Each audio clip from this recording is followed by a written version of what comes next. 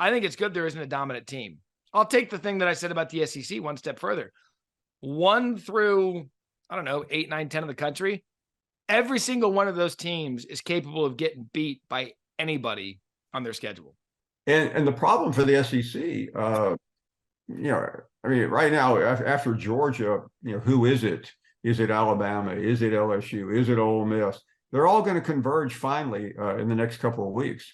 Alabama has those 2 tough games. Ole Miss is going to deal with Georgia. Missouri, whether they're the. But I don't want to go back, but and we'll table it because they're off next week. But the Jimbo Fisher story is still one to watch, Matt, because they just it's a $77 million buyout. And I ran into Aggies fans in Knoxville, and every time, they would say, "Hey, why are you so tough on our program?" And I would say, "What do you think about Jimbo?" And they go, "Well, I don't know. he's not. Maybe it's time." They are not. I'm talking about just random fans. Yeah, that is. I still can't believe they're going to pony up $77 million, but no. It's still something to keep your eye on, though. Yeah, that's a lot of money to make someone go away. But here's what, in the coaching world, and college football fans know this, because I think by and large, college football fans are pretty intelligent about the bigger picture of what's going on. What SEC fans like to do, and you know this better than anyone, SEC fans will scour the country for a coach that has some semblance of a tie regionally to their program. That's what they do, because they're like, well, if our guy's struggling, what about him? Mm-hmm. I can't tell you how many times over the last 3 weeks I've come up with Dan Mullen's name at a place like Arkansas.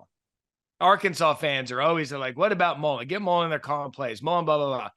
And then the other one that keeps coming up is Dan Lanning. Dan Lanning, defensive coordinator at Georgia, learned under Kirby Smart. If he gets his opportunity, we're now at that point of the season where some of these programs that are struggling, they're starting to find these connect the dot names to get them down south. And Texas A&M is always one of the first ones. Yeah, and so Billy Napier's he's not leaving. We could have been talking about him, but Jimbo is. The underbelly of that is he's got some really good players on that program, but are you going to say, oh, okay, in his 7th year he's going to get it turned? This is his 6th year, and he was one of the hottest coaches in the country when they hired him. And the reason he got this extension is that LSU wanted to hire him. It's always worth. The school, you can say whatever you want, but they were trying to keep him there. And ultimately, the biggest buyout is $21 million. That was Gus Malzahn at Auburn. So it's one thing to pay $21 million. It's another thing to pay $77 million.